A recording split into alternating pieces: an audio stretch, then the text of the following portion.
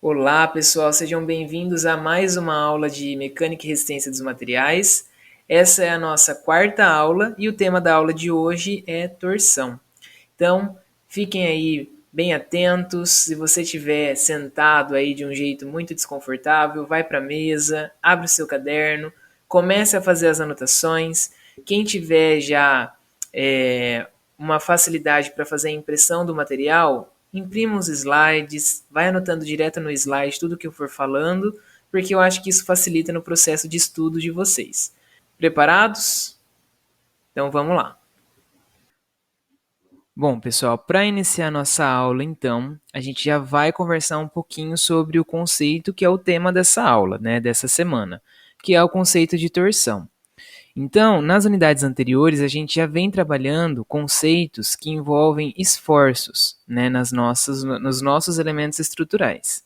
Então, o esforço que a gente viu até então foi o esforço de uma força, né? Então, essa força ela pode ser uma força normal, ela pode ser uma força de cisalhamento, né? Então, a força normal ela estica a minha peça ou comprime, e a minha força de cisalhamento ela corta a minha peça. Esses dois conceitos a gente tem como conceitos que são vetores de força, né? E ele é um esforço. Só que além das forças, né, que são esses vetores comuns, a gente tem também os esforços que são momentos, tá? Então são dois tipos de esforços: as forças e os momentos. Qual é a diferença entre a força e um momento?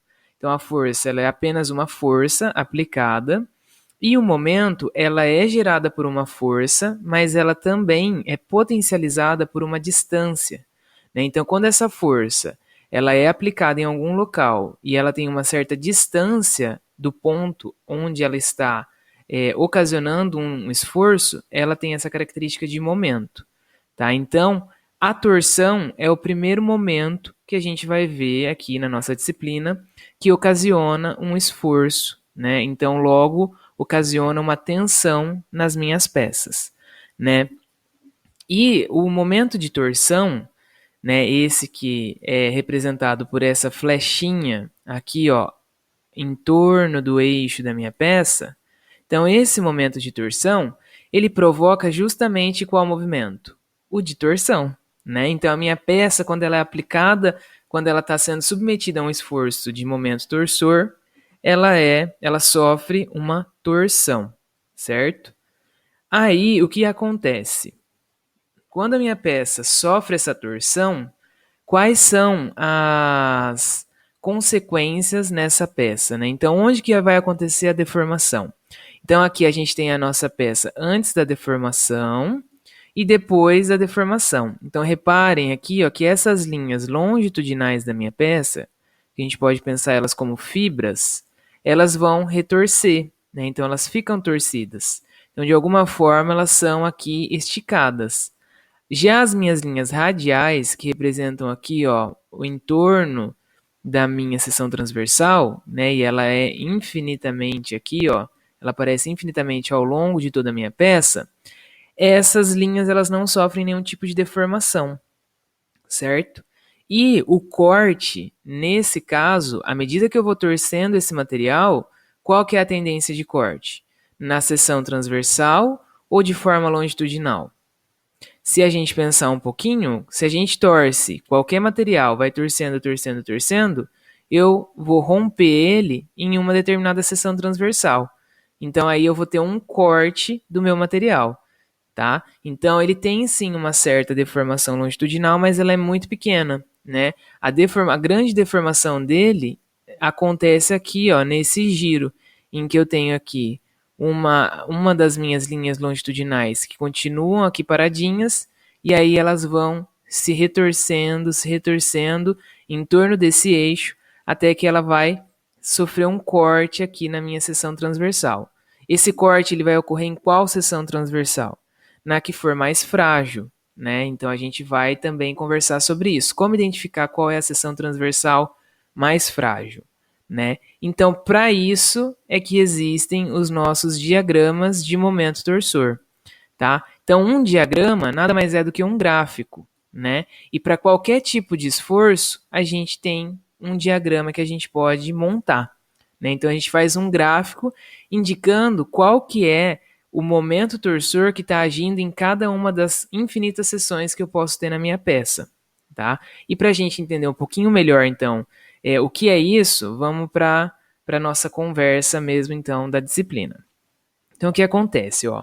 Aqui a gente tem aquela pecinha que ela está sofrendo um momento torsor aqui desse lado, nessa extremidade que é o ponto A, e ela sofre exatamente o mesmo torsor T, que seria o T', do outro lado, na outra extremidade. E só que ele está apontando para o lado contrário. Por que ele está apontando para o lado contrário? Porque se eu tenho um torsor aplicado aqui, e aqui a gente está levando em consideração a premissa da estática, ou seja, a minha peça está em equilíbrio, para que esse T seja de alguma forma anulado, eu tenho que ter um outro T lá do outro lado. Então quer dizer que se eu coloco um esforço aqui desse lado e um esforço aqui desse lado de mesma intensidade, eu tenho o quê? A minha peça paradinha. Tá? Se esse T aqui do lado do ponto A fosse um pouco maior do que o T aqui do lado do ponto B, eu teria o quê? Um movimento nessa peça. Então a minha peça não está em equilíbrio e aí eu não consigo trabalhar lá com as minhas equações de equilíbrio, né? Dizendo que a somatória das minhas forças ou dos meus momentos é igual a zero, como a gente fez lá na aula 2 para fazer o cálculo daquele pequeno sistema estrutural de treliça que a gente tinha no exercício, tá? Então a gente vai levar em consideração os mesmos princípios de estática. Então, meu corpo está parado, certo?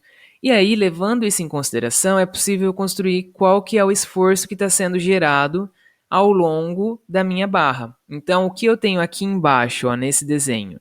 Eu tenho exatamente o diagrama de momento torsor, ó, o diagrama de momento torsor que está acontecendo ao longo dessa peça. Tá? Então, se eu quiser saber qual que é o momento torsor que está acontecendo aqui, ó, nessa seção de corte que eu fiz aqui, é só eu vir lá no meu diagrama, na mesma distância aqui da minha extremidade e fazer um corte aqui também. Então, isso aqui ó, representa o quê? O comprimento longitudinal do meu elemento estrutural. Tá? Então, aqui seria como se eu estivesse no ponto B. A gente não precisa escrever no diagrama, mas eu vou escrever para vocês entenderem. E aqui é como se a gente estivesse no ponto A, certo? Então, ó, a uma pequena distância do ponto A, qual é o momento torsor que eu tenho? Aí eu vejo aqui qual que é o valor desse momento torsor. Nesse caso, eu tenho um momento torsor menos T. Por quê? Por que menos T? Porque ele é negativo e ele tem intensidade de T. O valor que eu tenho do torsor aqui é o T. Tá? Ele pode ser qualquer número. E ele pode ser negativo ou positivo. Nesse caso, ele é negativo ao longo de toda a viga. E como eu não tenho nenhum outro momento aplicado ao longo dele, eu não tenho variação desse momento torsor ao longo da viga.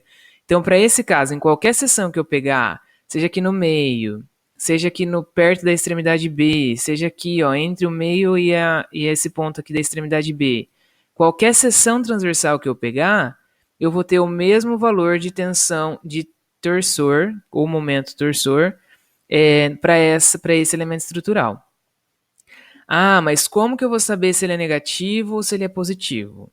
Para isso, existe uma convenção de sinais, tá? Então, qual que é a representação e a convenção de sinais para momento torsor? Então, eu quero relembrar vocês. Lembra que para tensão normal, para força normal, a gente tinha lá a força normal positiva. Ó, a força normal positiva, a gente considerava que ela era tração.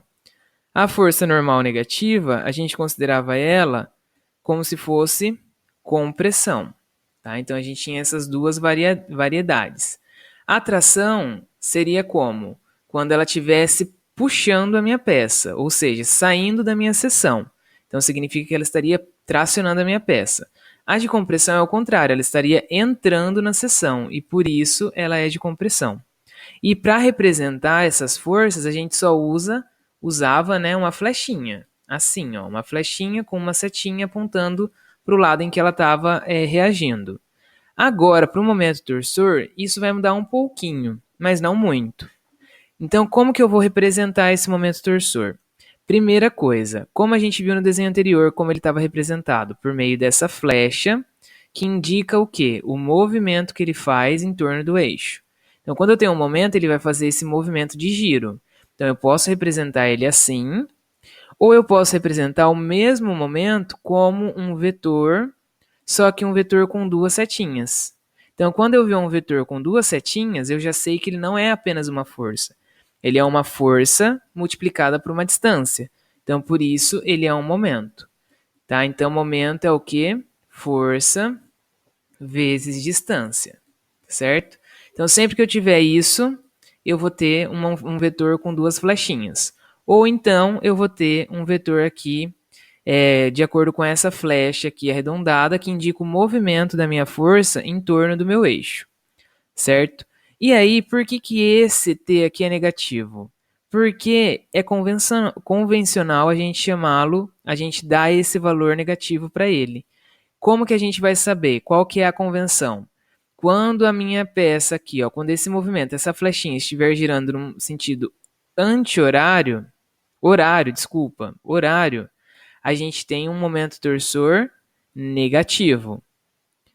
Quando ela estiver ao contrário, ela estiver girando no sentido anti-horário, ela vai ser positiva, certo? Então, flechinha rodando no sentido horário, quando eu olho de frente para essa seção, momento torsor negativo. Quando ela gira no sentido anti-horário, momento torsor positivo, tá? E aí, se eu tenho aqui, ó, uma força horária e é negativo, eu represento o meu momento torsor entrando na minha seção transversal. Então, é no mesmo sentido como se fosse uma força de compressão. Não é compressão, isso aqui não significa compressão, isso aqui significa movimento horário por meio do momento torsor. Caso ela esteja girando no sentido anti-horário, então aí eu represento o meu vetorzinho saindo da minha seção transversal. Lembrando que a seção transversal é essa areazinha aqui de corte do meu elemento estrutural, tá? Pessoal, ambas essas forças, elas saem ou entram da seção transversal porque elas são forças internas, tá? Então lembrem que sempre que a gente está trabalhando com tensões, a gente trabalha com forças internas. Elas podem ser forças externas também? Podem, mas daí elas vão ter que entrar num cálculo para eu saber qual é a resultante dessa força para que ela seja considerada uma força interna, porque nem sempre eu vou ter apenas uma força aplicada ou um momento aplicado, né? Muito pelo contrário. Geralmente eu tenho um conjunto de forças e momentos que são aplicados a uma peça e eles geram uma força resultante, e aí essa força resultante é uma força interna que vai ocasionar uma tensão na minha seção transversal. Eu sempre tenho que pensar em seções transversais, em um corte. Né? Eles são infinitos? Sim. Mas aí eu tenho que pensar na situação mais crítica, certo? E aí, para identificar a situação mais crítica, a gente vai fazer o cálculo de todas as seções, de todos os trechos do meu elemento estrutural, para construir o diagrama, que é isso que a gente está discutindo aqui, para conseguir identificar de forma visual qual é o local que tem mais intensidade de momento torsor para poder fazer o cálculo ali, certo? Então, qual é o passo a passo para eu construir um diagrama de momento torsor? Então, o primeiro passo é o seguinte. Eu preciso definir quais serão as seções que eu vou calcular os torsores resultantes. Se essas seções serão na extremidade, eu preciso calcular elas na extremidade e também em outros pontos, né, em outras seções que houver um momento torsor aplicado. Tá? Então é uma regra. Sempre que eu tiver que construir um diagrama de momento torsor, eu vou ter que fazer o cálculo da minha resultante nas extremidades e também em pontos em que houver um momento torsor aplicado. Tá? O que é um momento torsor aplicado? É quando eu tenho lá o meu elemento, e aí aqui no meio dele eu tenho um momento torsor aplicado. Isso aqui é um momento torsor aplicado, certo? Ele está sendo aplicado em um determinado ponto da minha seção. Então, esse ponto é um ponto de análise e eu preciso saber qual é a resultante do momento torsor ali naquele ponto, tá?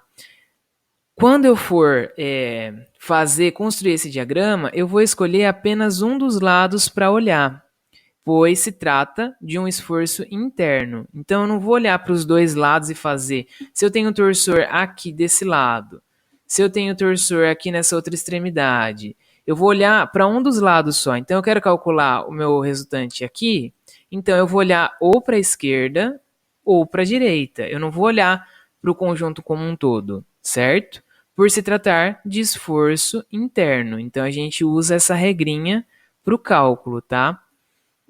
E aí, para qual lado eu vou olhar? Eu vou ter que escolher o lado em que eu conheço todos os momentos que estão agindo, certo? Então não adianta nada eu olhar para o lado da direita, sendo que nesse lado aqui eu não conheço todos os momentos que estão agindo, né? Se eu tiver um apoio aqui, por exemplo, se ele estiver apoiado, eu não vou conhecer quais são os valores que estão acontecendo aqui do lado direito, mas do lado esquerdo eu conheço todos os momentos porque eles estão claramente aplicados, né, e já até com determinados valores, então fica fácil de fazer as contas, certo?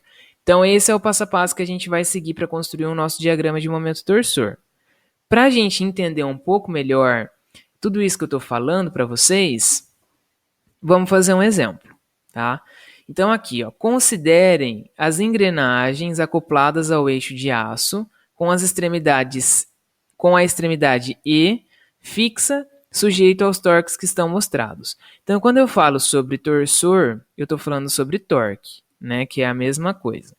Então, quais são esses torques? É esse torsor aqui, de 150 Newton vezes metro, esse torsor aqui, de 280 Newton vezes metro, e esse torsor aqui, de 40 Newton vezes metro. Todos eles estão, de alguma forma, esforçando essa barrinha que está fixa aqui no ponto E. O ponto B, ele é um mancal de apoio, né? Então, quando a gente tem essa estruturinha aqui, isso aqui se chama um mancal. Ele é livre, tá? Então, ele permite o giro aqui em torno do eixo longitudinal dessa pecinha, tá? Então, ele não vai segurar, ele não vai travar essa peça. Então, a gente considera que ela tem um giro livre, a não ser ela tem um giro livre em B, tá? Então, o que eu vou precisar entender dessa peça? Eu vou precisar entender quais são os sinais, inicialmente, desses torques, desses momentos torsores, né? Então, como que eu identifico esses sinais? Então, eu vou colocar esse desenho que estava em perspectiva aqui num plano, porque fica talvez mais fácil de enxergar. Então, se eu olhar aqui, ó, para essa pecinha aqui, ela está fazendo a minha peça girar, essa pecinha.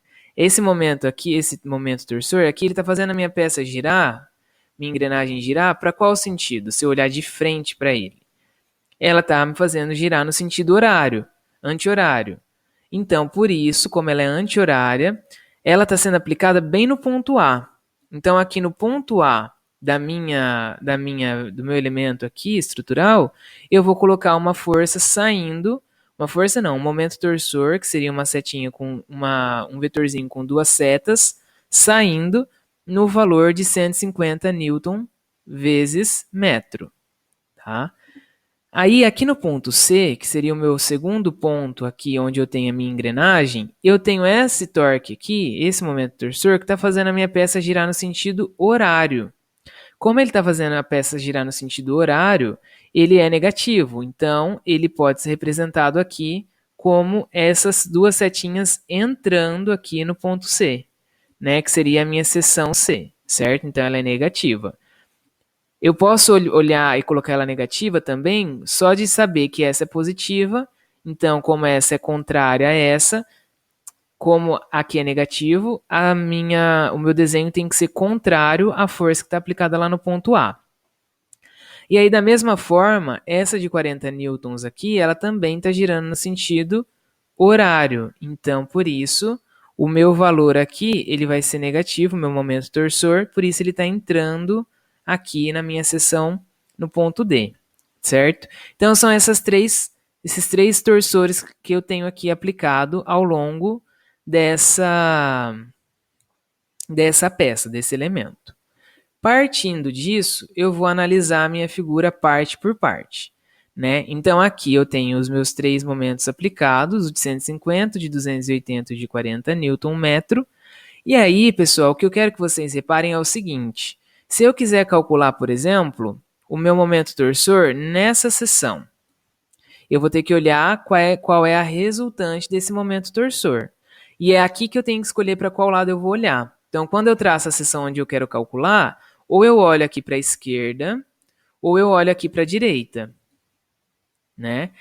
Eu olhando para a esquerda, eu sei que eu tenho aqui um momento de 150 Nm aplicado. Então eu conheço todas as forças que estão, todos os momentos que estão sendo aplicados do lado esquerdo. Do lado direito eu conheço? Eu conheço esses dois que estão sendo aplicados, mas aqui na extremidade eu tenho um apoio. E esse apoio, ele tem também um valor de carga que eu não conheço, né? Então aqui quando eu tenho um engaste, nesse caso eu tenho aqui um momento aplicado, uma força aqui aplicada no eixo X e uma força aqui aplicada no eixo Y, tá? Que isso aqui é um assunto para as próximas aulas. Por enquanto, a gente não sabe resolver isso. Então, para mim, isso são incógnitas. Então, por ser incógnitas, eu não conheço esses valores, tá? E aí, por não conhecer esses valores, eu não posso olhar para a direita, eu vou ter que olhar sempre para a esquerda. E aqui vai uma dica importante. Estruturas como essa, que estão em balanço, ou seja, elas estão apoiadas aqui de um lado, mas ela não tem nenhum apoio aqui desse lado, ela é livre desse lado, é mais fácil eu sempre olhar para o lado em que eu tenho a extremidade livre, porque aí eu conheço todas as forças, todos os momentos que estão facilmente mostrados aqui, facilmente é fácil visualizar esses momentos que estão aplicados, sem precisar fazer nenhum tipo de análise prévia. Então, para esse elemento e outros como esse, eu posso fazer dessa forma, certo? Ou então, se o meu exercício já me der esses valores aqui, tudo bem, tá? Então, daí eu posso olhar para qualquer um dos lados. O que eu quero mostrar para vocês nesse exemplo é que vou olhar então para o lado esquerdo sempre, tá? Então, vamos lá. Então, o que acontece? Por que eu tenho que ir observando parte por parte, trecho por trecho? Então, aqui a gente tem três trechos, né? O trecho AC, que está representado aqui, o trecho AD, que está representado nessa segunda figurinha, e o trecho AE, que é a minha viga inteira. O que vai acontecer, pessoal? Conforme eu vou aumentando os trechos, então, ó, quando eu estou nesse primeiro trecho aqui, o trecho AC, o que vai acontecer? Eu tenho esse 150 Nm aplicado. Como eu sei que a minha estrutura está em equilíbrio estático, então o momento que vai ter resultante aqui na minha seção, que seria esse MT aqui, que é o momento torsor resultante, ele vai ser igual a todas as forças que estão aplicadas do outro lado. Então, ele vai ser igual a 150 Nm. Só que se eu andar um pouquinho mais e colocar a minha seção no outro trecho, o que vai acontecer? Apareceu uma força de 280 Nm aqui. Ou seja, o momento torsor resultante nessa seção, ele já vai ser influenciado pelo 150 Nm e pelo 280 Nm. Por quê? Porque surgiu ela aqui, ó. Então, nesse corpinho aqui, de cima, eu não tinha ela. Mas nesse corpinho de baixo, eu tenho ela. E aí vai se agravar ainda mais quando eu ando um pouco mais no meu trecho e pego outra seção. Uma seção aqui no trecho DE. O que vai acontecer? Surgiu mais uma força aqui, mais um momento aqui de 40 Nm. Então, além de eu ter influência dos 150 Nm, do 280 Nm, eu tenho a influência do 40 Nm. Isso vai influenciar em quem? No meu momento resultante, que está aqui nessa seção, certo? Então, eu vou ter momento aplicado ao longo de toda a minha barra. Só que conforme eu vou andando aqui para a esquerda, para a direita, esse valor de momento ele vai se alterando porque eu tenho outros momentos que estão aplicados, certo? Se eu tivesse apenas esse momento de 150 Nm aplicado, ele não teria variação nenhuma ao longo da minha barra. Então, se aproximaria muito daquele diagrama que eu mostrei para vocês no início da aula. Mas como eu tenho outros momentos aplicados, essa história muda e eu preciso calcular os momentos resultantes em cada tensão.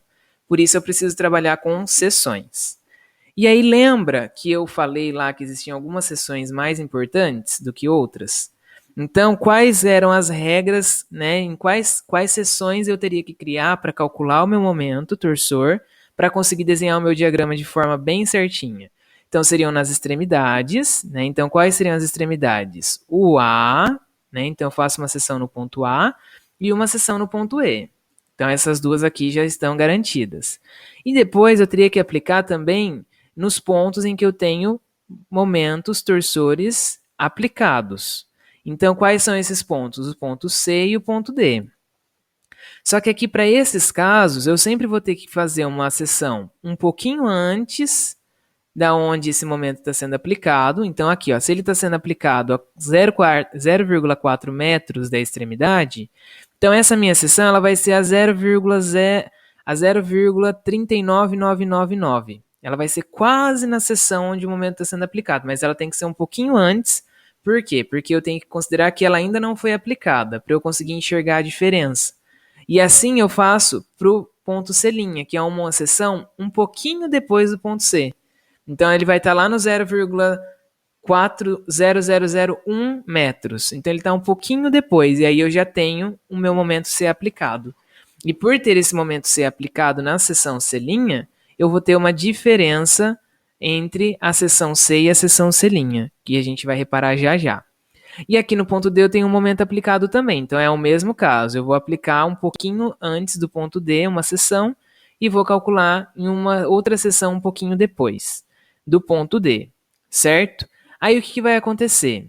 Eu vou ter 1, 2, 3, 4, 5, 6 seções em que eu vou calcular o meu momento torsor resultante olhando para um dos lados. Então, se eu estou aqui na seção A, eu vou olhar para esse lado. Quem que eu tenho aqui? Ó? Eu tenho influência só do 150. Ah, mas se eu estiver aqui na seção D, eu vou olhar para esse lado. Aí eu vou olhar tudo que eu tenho. Então, eu vou olhar desde o 150 até o 280. O 40 ainda não entra na seção D, certo? O 40 vai entrar só na seção D'. Então, vamos fazer os nossos cálculos para vocês entenderem um pouco melhor? Então, olha lá, eu deixei aqui o desenho da seção para gente, do elemento estrutural, para a gente ir acompanhando seção a seção. Então, vamos lá. O que eu tenho aqui ó, na minha seção A? Então, se eu colocar aqui a seção A, qual que vai ser o meu momento resultante? Então, eu coloquei o momento torsor na seção A, ele vai ser igual a 150 Nm. Por quê? Porque eu tenho esse 150 saindo, portanto, ele é positivo. Aí eu vou para a minha seção C. Então, olhando aqui para a minha seção C, quais são as forças que eu tenho aqui antes da seção C? Eu tenho somente o 150. Também. Ah, professor, mas tem o 280. Só que o 280 está um pouquinho depois da seção C. E eu estou olhando aqui ó, exclusivamente para a esquerda. Tá? Então, eu olho para a esquerda da minha seção C. Aí eu vou para a seção C', que está um pouquinho depois. Só que esse pouquinho depois custa muito, por quê? Porque nela eu já tenho aplicado o 280 Newton vezes metro. Então, daí a minha resultante vai ser o 150 positivo, porque ele está saindo da seção, e aí eu tenho um 280 entrando, então ele vai ser negativo. Então, aí no final das contas eu tenho menos 130 Newton vezes metro, porque ele está entrando na minha seção, certo? Então, esse vai ser o resultado na minha seção C'. Depois disso, eu tenho a seção D, que é essa aqui, ó. A seção D, ela vai ser idêntica à seção C', né? Então, eu tenho lá o 150 menos 280, então vai dar menos 130 Newton metro. Para daí, na seção D', eu ter uma diferença, porque daí eu vou ter o meu menos 40 aplicado, né? Ah, mas por que menos 40? Porque ele está entrando aqui na minha seção D'. E aí, com isso, a minha resultante vai ser o 150 menos 280 menos 40. Então, a minha resultante vai ser menos 170 Newton vezes metro. Por fim, eu tenho a seção E. O que eu tenho na seção E aqui? Ó? Se eu olhar para a esquerda, que é para cá, eu vou ter tudo o que está acontecendo na minha barra inteira. Então, o que está acontecendo na barra inteira? Eu tenho lá o 150 negativo, positivo, o 280 negativo e o 40 também negativo. Então, no final das contas, eu tenho aqui o mesmo valor que na seção de linha, tá? Aí, tendo esses dados, eu consigo montar meu diagrama, né? Então, quais dados eu vou usar? Vou usar todos os momentos em cada uma das sessões que eu trabalhei. Então, são 6 sessões, então eu vou trabalhar com 6 momentos. E aí eu construo o meu diagrama de momento torsor. Então, como que vai ficar esse diagrama? Então, ó, o diagrama ele tem que ser colocado aqui em uma linha que representa toda a extensão do meu elemento. E aí a gente pode sempre pensar que aqui eu vou ter o ponto A, aqui eu vou ter o ponto B. Aliás, o ponto B ele é um pouquinho mais para cá, né? Aí aqui eu vou ter o ponto C, aí aqui eu vou ter o ponto D e depois eu vou ter o ponto E. Então ele continua sendo dividido o trecho. Então essa linha agora ela representa a extensão de todo o meu elemento, do ponto A ao ponto E. Então, pessoal, o que eu tenho aqui na minha seção A? Então eu tenho um momento em A de 150 Nm, certo? Então eu venho aqui no ponto A, que seria essa primeira parte, e faço aqui uma linhazinha na escala que me representa um valor, uma intensidade de 150 Nm, né? Então 150 Nm. Aí, pessoal, depois disso, eu vou fazer, eu tenho o meu momento no ponto C, que é um pouco antes da aplicação do selinha, mas ele, na hora do desenho aqui do diagrama, é como se ele estivesse no mesmo ponto que o selinha, mas aí é sem considerar o 280 newtons. Então ele também é 150, então eu também faço uma linha de 150 aqui do outro lado. Por quê? Porque ele representa qual é o meu momento nessa seção C. E aí com isso, pessoal, eu fecho esse trecho. Então eu ligo essas duas intensidades aqui. Então daí ambos são positivos, né? Então eu tenho aqui uma região de um diagrama positivo. Então eu fechei essas duas linhas. Ah, por que você fechou assim retangular? Porque elas têm a mesma intensidade. Se aqui fosse um pouco maior, eu poderia fechar o meu diagrama assim, tá? Mas para momento torsor a gente não tem esses casos, certo? Então a gente fecha aqui em linha reta. Aí eu fiz o cálculo também depois do meu C'. Então logo no meu C', né, logo depois, eu tenho um menos 130. Então é no mesmo ponto, né, no ponto C, só que é um pouquinho depois. Então aí eu tenho que desenhar aqui, ó, em escala, uma para baixo, né, porque é negativo. Então eu desenho para baixo um valor, uma linha que represente uma intensidade de 130, porque é o meu MC'. E aí depois eu vou para o meu MD. No meu MD, o que eu calculei? Também menos 130. Então também lá no ponto D eu desenho, então aqui seria o ponto D. Então lá na altura do ponto D, eu desenho esse menos 130 aqui, que é essa linhazinha com essa intensidade de menos 130, que representa na escala aqui qual é o momento nesse ponto, nessa seção.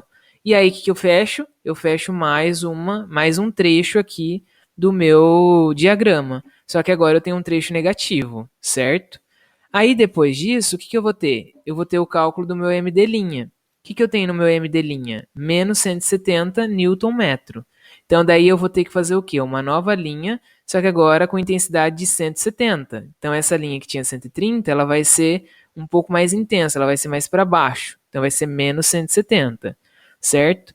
E, por fim, lá na minha seção E, eu calculei também o momento resultante como sendo 170 newton vezes metro. Então, lá no ponto E, que seria esse último ponto aqui de extremidade, eu desenho aqui para baixo uma linha de intensidade de menos 170 e também, por fim, ligo aqui os pontos, né? Então, essas duas linhas aqui, que também são de mesma intensidade, por isso sai uma reta, que representa aqui um momento torsor de menos 170. Pessoal, o que significa isso? Significa que em qualquer seção aqui desse trecho, eu tenho o quê? Eu tenho 150, um momento de torsor de 150 Newton metro. Nesses trechos aqui, ó, um pouco depois, em qualquer seção que eu quiser calcular qual que é o valor da minha tensão de cisalhamento ocasionada pelo momento, eu vou calcular utilizando, então, o valor de 130 negativo. Porque em qualquer seção aqui, meu diagrama aponta que eu tenho um 130 negativo, um momento torsor de 130 negativo. E por fim, nesse último trecho aqui, que seria o nosso terceiro trecho, eu tenho o quê? Em qualquer seção dele, um momento torsor aplicado de 170 Nm, também negativo, certo? Então o diagrama me permite identificar de forma bem fácil o momento torsor em qualquer seção que eu quiser, tá? Então aí com isso eu vou observar qual é o trecho que tem maior intensidade de momento torsor, seja ele positivo ou negativo, né? Porque o positivo e o negativo ele não significa nada, ele só significa o sentido em que está acontecendo a torção, mas em intensidade, né, não significa nada. Então aqui eu tenho uma região que tem 150, uma região que tem 130 e uma região que tem 170 de momento torsor aplicado. A região que está sendo mais submetida é a região aqui, ó, do ponto D ao ponto E, que eu tenho um momento torsor resultante em toda ela de 170 Nm, tá? Então essa é a minha região mais afetada pelo momento torsor. Só que para calcular a tensão de cisalhamento, eu preciso mais do que descobrir qual que é a intensidade do meu momento torsor, né, na região mais crítica. Eu preciso de outras coisas que são, por exemplo, as nossas propriedades geométricas, né? A propriedade que eu preciso para o cálculo dessa tensão de cisalhamento vai ser o momento polar de inércia, né? Então lembra que a gente calculou lá na semana 1 o momento polar de inércia. Então agora a gente volta a utilizar ele. Só que o que acontece? Para a nossa disciplina aqui, a gente tem estudado os torsores em seções circulares. Então, as seções mais comuns que a gente vai utilizar são seções circulares maciças, né, que é representada aqui nesse primeiro desenho, mas também algumas seções circulares vazadas, ou seja, que tem aqui, ó, que ela não é preenchida aqui no meio, ela só tem uma espessura aqui de tubo. Tá? Então, as duas seções transversais que a gente vai trabalhar geralmente são essas. Então, daí fica mais fácil de eu calcular o momento polar de inércia, porque é só eu utilizar a fórmula, né? Então, aqui, ó, sabendo o valor do diâmetro dessas áreas, dessas seções transversais, eu consigo facilmente calcular esses valores, né? Então, aqui, o momento polar para uma área maciça, eu tenho o πd a quarta sobre 32, sendo que o d é o diâmetro aqui da peça. Quando eu tenho aqui uma seção vazada, eu vou fazer o πd externo a quarta dividido por 32, menos o πd interno a quarta dividido por 32. Então, o d externo é o diâmetro externo, que é o diâmetro maior aqui, ó. O di é o diâmetro interno, que é o diâmetro que eu tenho aqui de vazado, certo? Ele sempre vai trazer essas informações para nós. Isso se ele não pedir, claro, né? Porque ele pode dar todas as outras variáveis e pedir o diâmetro externo ou o diâmetro interno. Mas, via de regra, a gente tem essas informações, certo? Com isso em mãos, né, então já sabendo como calcula o diagrama para descobrir qual é o momento torsor mais intenso ao longo da minha barra e sabendo calcular o momento polar de inércia, a gente já consegue calcular quem? A nossa tensão de cisalhamento devido ao momento torsor. Então a gente já calculava a tensão de cisalhamento, né? Só que era um cálculo de uma tensão de cisalhamento por uma área, né? E era só a tensão de cisalhamento média. Agora a gente está calculando a tensão de cisalhamento devido ao torsor, né? Então, devido ao momento torsor, que é devido à torção. Então, nesse caso, o cálculo da tensão de cisalhamento é um pouco diferente, tá? Até porque, ó, se eu considerar aqui a minha seção transversal como sendo esse círculo, por que ela acaba sendo diferente? Porque aqui, ó, nas extremidades, né? Então, na área mais superficial da minha área de seção transversal, eu tenho a minha tensão de cisalhamento máxima, né? E ela vai reduzindo, ó, ela vai reduzindo à medida que eu vou me aproximando do centro, certo? Isso acontece por quê? Porque à medida que eu vou me aproximando do centro, eu tenho uma torção cada vez menor. E parte dessa torção ela vai sendo absorvida pela minha área aqui, ó, de seção transversal. Então, quanto mais eu entro para dentro da minha seção transversal, maior vai ser o meu momento polar de inércia, maior vai ser a minha área. Então, com isso, eu vou reduzindo a intensidade da minha tensão de cisalhamento. Então, numa área de seção transversal, as fibras que mais sofrem são as fibras que estão mais distante do meu centro, certo? E aí, para fazer o cálculo da tensão de cisalhamento máxima, eu posso utilizar essa fórmula aqui, ó. Então, qual que diz essa fórmula? Que a tensão de cisalhamento máxima, que seria a tensão de cisalhamento na superfície da minha seção transversal, vai ser o meu momento torsor aplicado, né? Então, é isso aqui a gente tira lá do diagrama, dividido pelo meu momento polar de inércia. O que é o momento polar de inércia? É a propriedade geométrica que a gente calcula, né?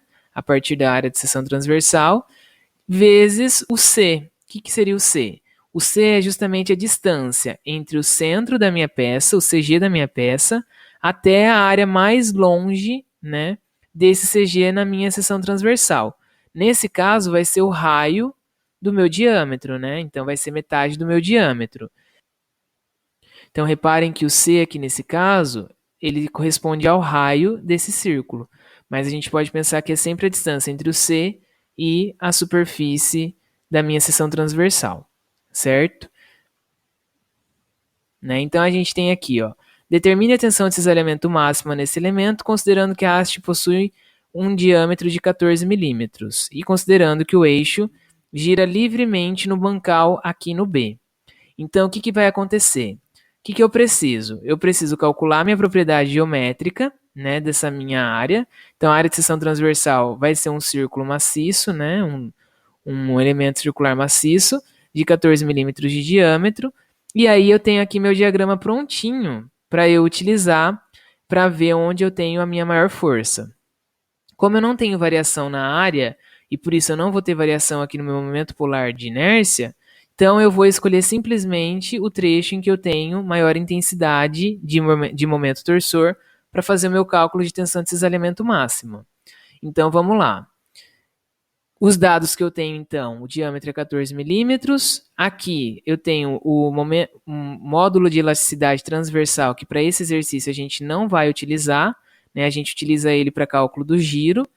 Aqui a gente só quer a tensão de cisalhamento máxima, então a gente só vai utilizar o diâmetro. Aqui a gente tem que a nosso torsor máximo é o 170, porque ele é maior que 150 e maior que 130. Apesar dele ser negativo, ele é o mais intenso. E aí, com isso, eu já consigo calcular minha propriedade geométrica. Como que eu calculo? Como eu tenho uma área de seção transversal maciça, então é só utilizar essa fórmula aqui.